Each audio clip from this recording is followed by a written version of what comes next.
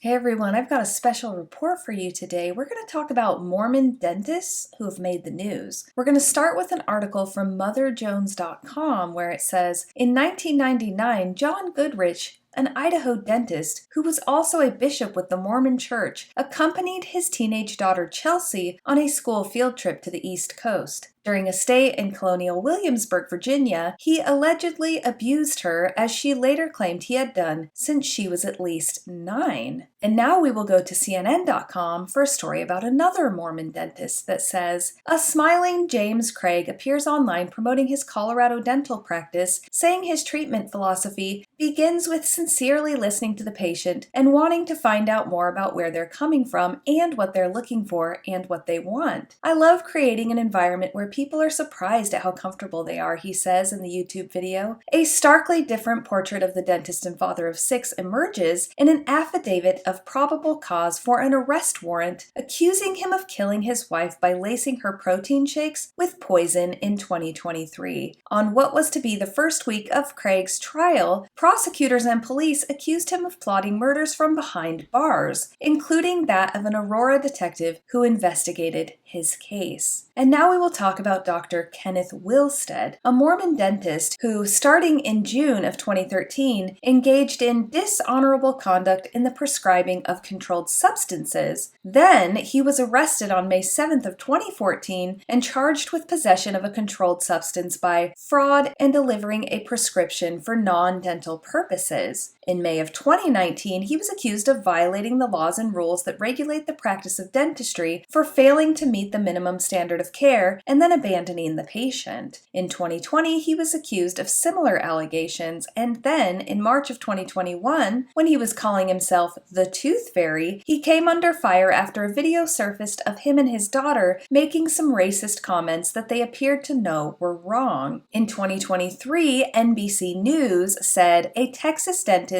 who is known for his brash, edgy humor on social media, where he has hundreds of thousands of followers, has been accused of bullying and harassment by several women who say they received inappropriate messages from his official social media accounts. Dr. Kenneth Wilstead, who goes by Dr. Kenny Smiles on Instagram and Dr. Kenny Smiles Official on TikTok, often shares his smile makeovers on social media. But on August 31st, 2023, when Wilstead shared a call out for a new reality show, some women online started to raise their concerns about how he treats his female patients, as well as women who seek out his dental help. NBC News spoke with 4 women about their experiences with Wilstead, who is 43. 2 women who were prospective patients said they received explicit messages sent from his account, but never met with him in person. Another woman said she received bullying messages from his account on social media. A 4th woman said she filed a complaint against him after he swore at her and told her that her dental problems were in her head. Last year, a patient of Wilstead's sued him for medical malpractice, claiming he touched her inappropriately. Now let's go to drbycuspid.com to learn about another Mormon dentist.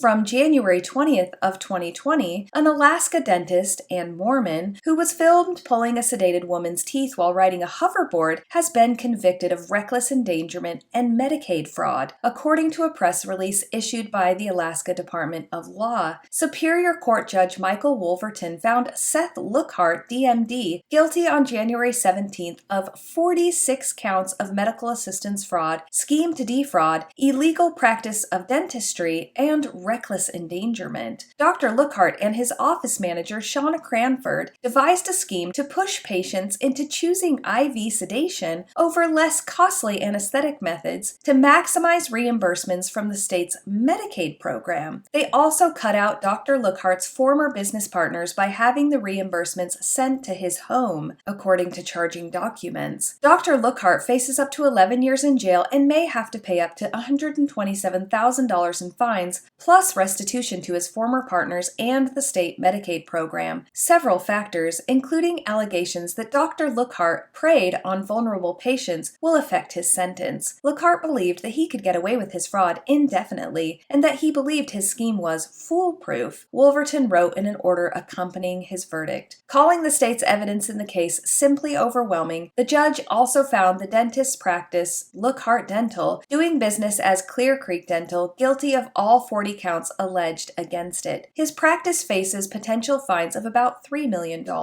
After graduating from dental school in 2014, Dr. Lookhart began working as an independent contractor at Alaska Dental Arts in Anchorage, which was owned by Brock Brimhall, DMD, and Shane Roten, DDS. Remember that name, Shane Roten, for later. Now let's go to taxnotes.com in an article from August 26, 2024 to learn about another Mormon dentist. A federal grand jury in Denver returned an indictment unsealed on Friday, charging a Colorado dentist with 6 counts of tax evasion for his use of an illegal tax shelter. According to the indictment, since 2014, Ryan Ulibarri owned and operated Ulibarri Family Dentistry in Fort Collins. In 2016, Ulibarri allegedly purchased a tax shelter for $50,000. From 2017 through 2022, Ulibarri allegedly used this tax shelter to conceal from the IRS over $3.5 million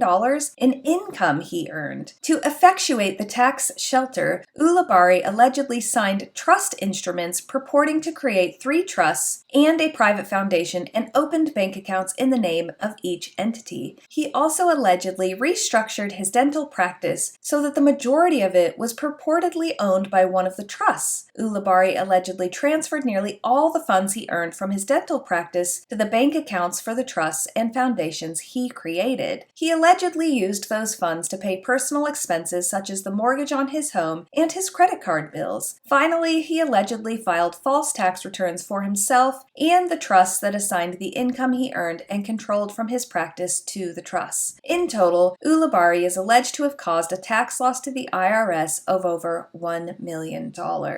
And now for the most recent news. From the News Miner in Fairbanks, Alaska, a grand jury in Anchorage indicted Four Corners Dental Group of Fairbanks and 4 dentists associated with the practice on Tuesday, December 17th on various fraud charges. According to the indictment, the Anchorage grand jury indicted the business and dentists with a felony charge of scheming to defraud, felony first-degree theft, and 5 counts of medical assistance fraud. The indictment alleges that the dental group and dentists, 45-year-old Shane David Roten, we've heard that name before, 45-year-old Ernest Nathaniel Sorensen, 38-year-old Andrew William Anderson, and 34-year-old Tanner Douglas Zylstra schemed to defraud more than $10,000 between January 2017 and January 2022 and committed first-degree theft of more than $25,000 on March 21st of 2018. Now, Shane Roten and Ernest Sorensen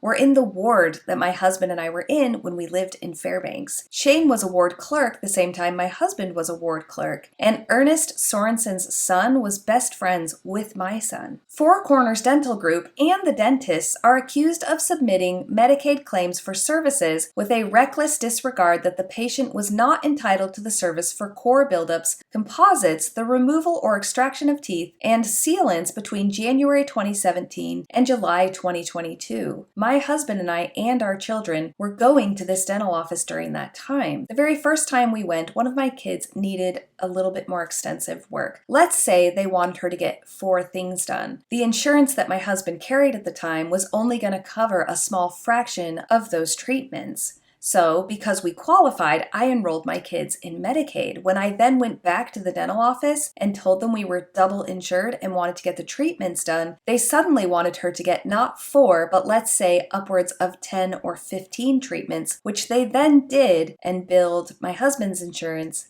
and Medicaid. I don't know if what they did during that time falls into this category of fraud, but I did feel like it was a little weird when it happened. The article finishes by saying Four Corners Dental Group Fairbanks is owned by Roten and located at 3487 Airport Way, according to the Alaska Department of Commerce, Community and Economic Development. The business license was issued in 2013 and expires in 2026. On another note, Ernest Sorensen's son, who was best friends with my son, was no longer allowed to hang out with my son outside of school when we left the church. And then his wife went to the school and told them that she did not want our kids together. They'd been in the same class since kindergarten, and after that, they were never in the same class again. These Mormons from Fairbanks who've been indicted were the cool kids in our ward. They had the money and they lived on the hill in the big houses and had the snow machines and the four-wheelers.